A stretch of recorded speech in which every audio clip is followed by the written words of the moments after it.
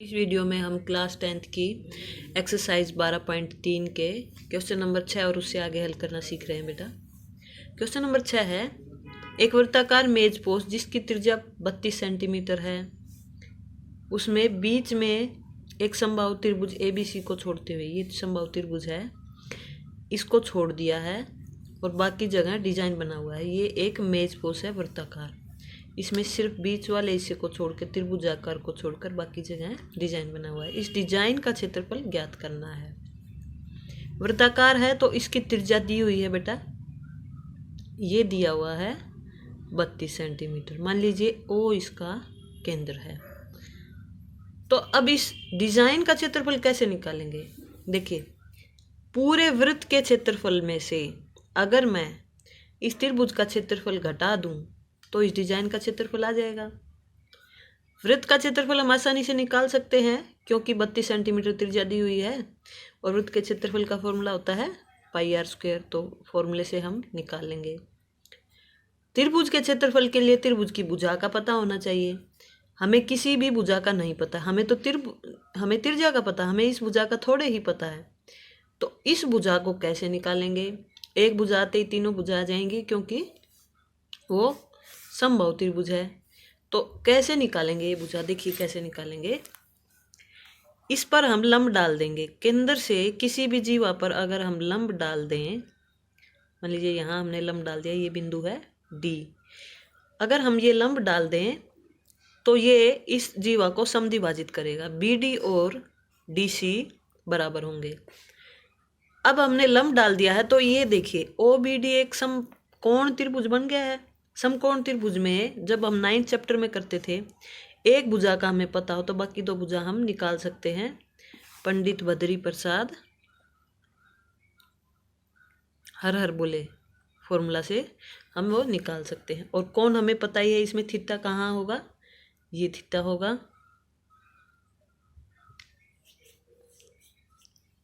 देखिए, जब ये कोण 60 डिग्री का है तो केंद्र पर कितना कोण बनेगा? जो केंद्र पर बनता है और वृत्त के किसी बिंदु पर बने, वो केंद्र वाले कोण से आधा होता है। यानी ये 60 डिग्री है क्योंकि ये समबाहु त्रिभुज है, तो ये पूरा का पूरा 120 डिग्री होगा। ये पूरा 120 होगा तो यानी कि ये वाला 60 डिग्री ही होगा। तो ये 60 डिग्री है बेटा। ये सारी बातें हम लिख लेंगे। ये कोण 60 डिग्री का, फिर से बता रही हूँ, ये कोण 60 का है। वृत्त के किसी बिंदु पर जो भी कोण बनेगा, कोई जीवा वृत्त के किसी बिंदु पर जो कोण बनाती है उससे दुगना वो केंद्र पर बनाती है। ये 60 है तो ये टोटल 120 होगा। और हम हाफ ये इधर साइड वाला त्रिभुज ले रहे हैं तो वो 60 डिग्री होगा। तो ये 60 डिग्री हुआ। अब हम सिर्फ इस त्रिभुज को कंसिडर करने वाले हैं, OBD को। देखिए 9th चैप्टर में आते हैं। 9th चैप्टर में कैसे करते थे? त्रिभुज OBD में हमें क्या पता करना है? BD पता करना, ताकि उसका डबल कर दें तो त्रिभुज की पूरी भुजा BC आ जाए। तो BD पता करना है। BD जो पता करना है वो ऊपर BD बटे जो पता है, क्या पता है? BC। ये क्या होगा? देखिए जहाँ कौन बना हुआ है, कौन बना हुआ है यहाँ पर, तो जो जिस पर कौन बनता है, थीटा जो होता है वो वही हम बेस लेते हैं यानी आधार लेते हैं। और ये साइड वाला फिर हुआ परपेंडिकुलर, क्योंकि टेढ़ी भुजा सबसे लंबी दिख रही है वो 32 सेंटीमीटर, ये हाइपोटेन्यूज है। तो यानी कि ये हुआ परपेंडिकुलर और ये हुआ हाइपोटेन्यूज। तो BD बटे BO, BD बटे BO निकालेंगे हम, पता है हमें BO। तो ये हुआ परपेंडिकुलर बटे हाइपोटेन्यूज। परपेंडिकुलर बटे हाइपोटेन्यूज, पंडित बद्री प्रसाद हर हर बोले, ये क्या होगा? साइन। पहले वाला साइन होता है, दूसरे वाला कोस, तीसरे वाला टेंजेंट। तो साइन थीटा यानी कि 60 डिग्री। अब BD का मान निकाल लेंगे यहाँ से। BD बटे BO 32 है और साइन 60 का मान होता है वर्गमूल 3/2। यहाँ से BD का मान आया बेटा वर्गमूल 3/2 गुना 32। ये काट दीजिए, 16 वर्गमूल 3 सेंटीमीटर। ये बी डी का मान आ चुका है, इसलिए त्रिभुज की भुजा क्या निकल कर आएगी, बी डी का डबल बी सी।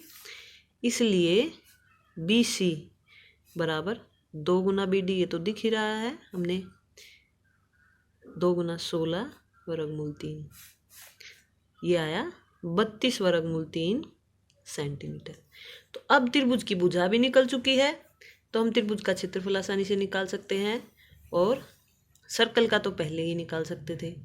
तो अब हम डायरेक्ट निकालेंगे छायांकित भाग का क्षेत्रफल, वृत्त का क्षेत्रफल माइनस त्रिभुज का क्षेत्रफल। ये बात हमने लिख ली है। वृत्त का क्षेत्रफल pi R square, pi R square minus त्रिभुज का क्षेत्रफल क्या होता है, ये समबाहु त्रिभुज है, समबाहु त्रिभुज का क्षेत्रफल होता है वर्गमूल 3/4 गुना भुजा। एक बार फॉर्मूला लिख देते हैं, अगले बारे में वैल्यूज पुट कर देंगे। 22/7 गुना त्रिज्या दी हुई है बेटा 32 सेंटीमीटर, ये वृत्त की त्रिज्या है 32 दी हुई है, 32 गुना 32 माइनस वर्गमूल 3/4 गुना भुजा। त्रिभुज की भुजा आ चुकी है बीसी, सारी भुजा ही यही है, यानी कि 32 वर्गमूल 3 गुना 32 वर्गमूल 3। इस तरह से ये हमने लिख लिया। इसको कैलकुलेट करते हैं, ये कैंसिल नहीं होगा, इसको गुना कर लीजिए, ये आएगा 22,528/7 माइनस 8 की और 32 की गुना होगी, और वर्गमूल 3 की गुना होती है 3, तो 32 गुना 8 गुना 3 कर देंगे, वो आएगा 768, और 1 वर्गमूल 3 रह जाएगा। तो ये है छायांकित भाग का क्षेत्रफल। इस तरह से हमने ये क्वेश्चन सोल्व कर दिया है बेटा। क्वेश्चन नंबर 7 है, ए बी सी डी जो है भुजा 14 सेंटीमीटर वाला एक वर्ग है, यानी कि ये 14 सेंटीमीटर इसकी पूरी भुजा दी हुई है, ये सारी भुजाएं 14 सेंटीमीटर की हैं। ए बी सी और डी को केंद्र मानकर वृत्त खींचे गए हैं इस प्रकार से कि जो हर एक वृत्त है वो 2 वृत्तों को टच कर रहा है बाहर से। तो छायांकित भाग का क्षेत्रफल निकालना है। पहले ये सोचना होता है कि छायांकित भाग का क्षेत्रफल कैसे निकलेगा। जब हम एक बार ये पता कर लेंगे कि कैसे निकलेगा, फिर उन्हीं क्षेत्रफलों में से प्लस या माइनस जो भी करना होगा वो हम एक बार दिमाग में देखते हैं कैसे हो सकता है। इसका क्षेत्रफल देखिए, अगर हम पूरे वर्ग के क्षेत्रफल में से इन चतुर्थांशों का क्षेत्रफल घटा दें तो इस छायांकित भाग का क्षेत्रफल निकल आएगा। अब वर्ग का क्षेत्रफल क्या हम निकाल सकते हैं? हाँ, क्योंकि वर्ग की भुजा दी हुई है, वर्ग का क्षेत्रफल होता है भुजा गुना भुजा, तो ये निकाल सकते हैं। क्या हम चतुर्थांशों का क्षेत्रफल निकाल सकते हैं? ये एक चतुर्थांश ही है, यानी कि एक त्रिज्याखंड ही है बेटा।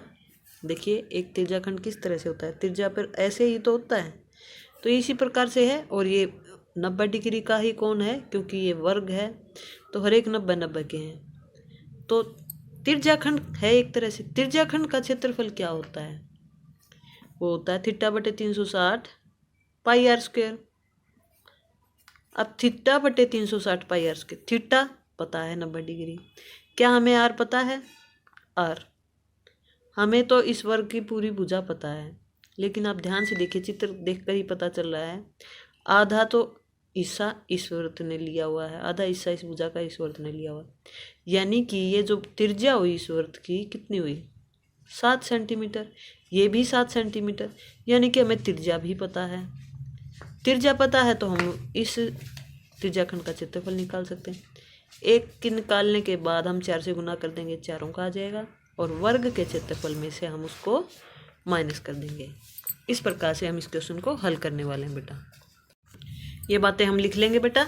वर्ग की भुजा है 14 सेंटीमीटर, तो वर्ग का क्षेत्रफल हुआ 196। कोनों पर बने वृत्त की त्रिज्या होगी 7 सेंटीमीटर, 14/2 कर दिया। तो त्रिज्याखंड का क्षेत्रफल क्या होता है? Formula θ/360 pi R square. ये मान रख दीजिए 90/360, क्योंकि वर्ग है तो 90 डिग्री का कोण है। 22/7 पाई का मान, आर त्रिज्या है 7, 7 गुना 7, काट लीजिए।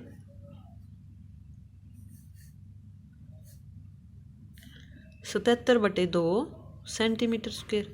अब ये आया है एक त्रिज्याखंड का क्षेत्रफल इसका, ऐसे ऐसे ये 4 त्रिज्याखंड हैं, तो ये 77/2 को हम 4 से गुना कर देंगे। चारों त्रिज्याखंडों का क्षेत्रफल कितना आएगा? 77/2 गुना 4। ये गुना कर दिया हमने, ये आया 154 सेंटीमीटर स्क्वायर। अब छायांकित भाग का क्षेत्रफल आएगा वर्ग के क्षेत्रफल में से चारों त्रिज्याखंडों का क्षेत्रफल माइनस कर देंगे, यानी कि 196। वर्ग का क्षेत्रफल था 196 माइनस ये आया है 154 सेंटीमीटर स्क्वायर, यानी कि 42 सेंटीमीटर स्क्वायर। इस प्रकार से क्वेश्चन हल होता है बेटा। क्वेश्चन नंबर 8 है बेटा, चित्रानुसार एक दौड़ने का पथ दिया गया है हमें और दोनों आंतरिक रेखाखंडों के, इन दोनों रेखाखंडों के, ये अंदर वाले रेखाखंडों के बीच की दूरी दी हुई है 60 मीटर, यानी कि ये अंदर वाले रेखाखंडों की, और इनमें से प्रत्येक रेखाखंड 106 मीटर लंबा है। ये जो लंबाई है रेख की, ये भी यहीं तक 106 मीटर ये लंबाई दी हुई है हर एक की, यानी कि इस वाले की भी 106 मीटर है।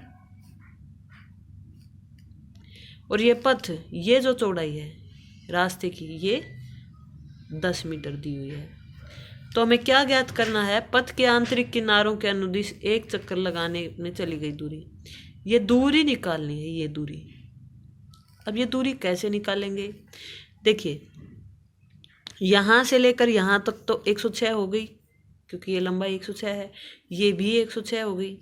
अब ये दूरी निकालिए, अर्धवर्ताकार शेप में है बेटा, अर्धवर्ताकार दिया हुआ है, तो अब अर्धवर्त की लंबाई निकालनी है एक तरह से, इधर भी अर्धवर्त की लंबाई निकालनी है, यानी एक तरह से पूरे वर्त की लंबाई क्या होती है? परिधि।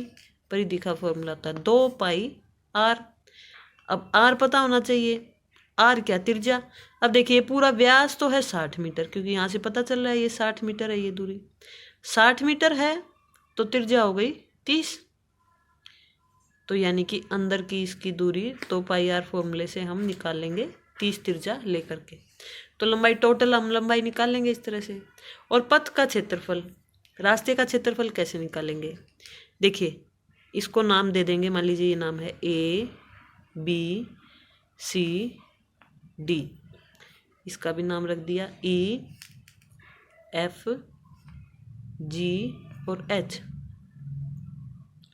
अब देखिए ABCD एक आयत है, आयत की लंबाई हमें पता है 106 और चौड़ाई है 10, तो इस आयत का क्षेत्रफल निकल आएगा। इसी तरह से इस आयत का क्षेत्रफल निकल आएगा लंबाई गुना चौड़ाई से। और इस रास्ते का क्षेत्रफल कैसे निकालेंगे? देखिए, बड़े अर्धवृत्त में से छोटे अर्धवृत्त का क्षेत्रफल घटा देंगे। देखिए, इस तरह से बड़ा अर्धवृत्त है, इसका क्षेत्रफल निकालिए, इसमें से फिर ये छोटे अर्धवृत्त का माइनस कर दीजिए, बड़े में से छोटे वाला घट जाएगा, तो सिर्फ इसका क्षेत्रफल आ जाएगा। तो बड़े की त्रिज्या कितनी है? ये 30 तो छोटे की त्रिज्या थी, बड़े की हो जाएगी 10 और चौड़ाई ज़्यादा है तो 40। बड़े अर्धवृत्त में से छोटे का निकाल लेंगे तो ये इस रास्ते का आ जाएगा, इसी प्रकार इस रास्ते का आ जाएगा, और सबको जोड़ देंगे तो पूरे रास्ते का क्षेत्रफल आ जाएगा। इसी को बस हमें लिखना है। अब पहले फर्स्ट पार्ट पूरा कर रहे हैं बेटा। दूरी निकालनी है, तो ये टोटल दूरी अंदर वाली क्या होगी? DCFED, DCFED पूरे का परिमाप, वही है तय की गई दूरी। तो ये किसके बराबर है? DC जमा में CF का परिमाप जमा EF जमा DE का परिमाप, ये हमने लिख दिया।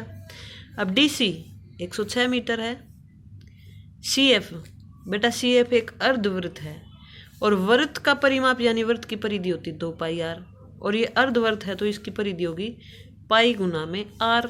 r कितना है? देखिए, ये पूरा 60 था तो r होगी आधा इसका, यानी कि 30 जमा में EF फिर से 106 और फिर DE का परिमाप फिर से पाई गुना 30, यानी कि पाई r। ब्रैकेट में लिख भी देंगे अर्धवृत्त का परिमाप, फॉर्मूला हमने लगाया है, कितना होता है? पाई r। अब ये 106 और 106 जुड़कर हो गए 212 जमा में 30 पाई और जमा में 30 पाई, ये हुए 212 जमा में 60 पाई, ये हुआ 212 जमा में 60 गुना 22/7। इसको आप एलसीएम वगैरह ले करके सोल्व कर लीजिए। ये आएगा 2804/7 मीटर। इस तरह से ये दूरी हमने निकाल ली है। सेकंड पार्ट करते हैं बेटा। देखिए एक बिंदु और मान लेते हैं यहाँ पर, एक बिंदु P और Q।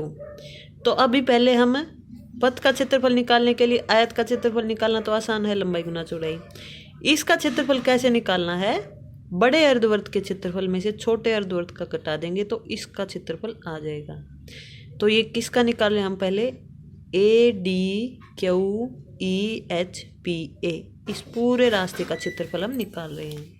इसी तरह से यहाँ भी हम मान लेंगे RS और इसका भी सेम यही आ जाएगा।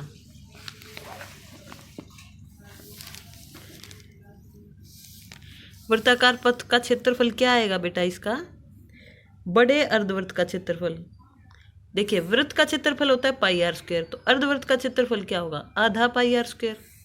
तो आधा πr²। बड़े वृत्त की त्रिज्या उसकी 30 थी, रास्ते की उनके बीच की 30 थी और रास्ते की 10 और जुड़ गई तो बड़े का हो 40। 40 × 40 और माइनस छोटे अर्धवृत्त का होगा /2 × पाई × 30 × 30, क्योंकि छोटे वृत्त की त्रिज्या थी 30। इसको हम निकाल लेंगे।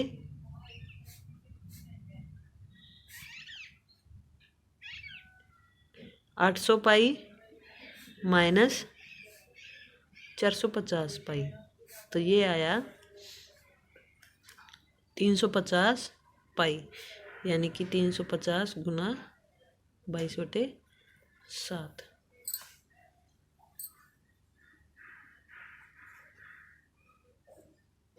ये आया 1100 मीटर²।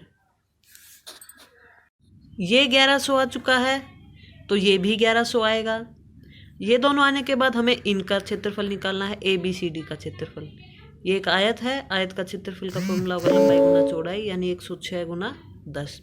और सेम यही इसका क्षेत्रफल आ जाएगा। यही बात हमें देखिए, ABCD आयत का क्षेत्रफल होगा लंबाई गुना चौड़ाई, यानी कि 106 × 10, यानी 1060 मीटर²। इसी प्रकार दूसरे का भी 1060 मीटर²। तो पथ का क्षेत्रफल क्या आएगा? दोनों वृत्ताकार क्षेत्र का पथों का क्षेत्रफल जमा में दोनों आयतों का क्षेत्रफल, यानी कि 1100 + 1100 = 1060 = 1060 मीटर²। ये आया 4320 मीटर²। इस प्रकार से पूरे पथ का क्षेत्रफल हमने निकाल लिया है बेटा।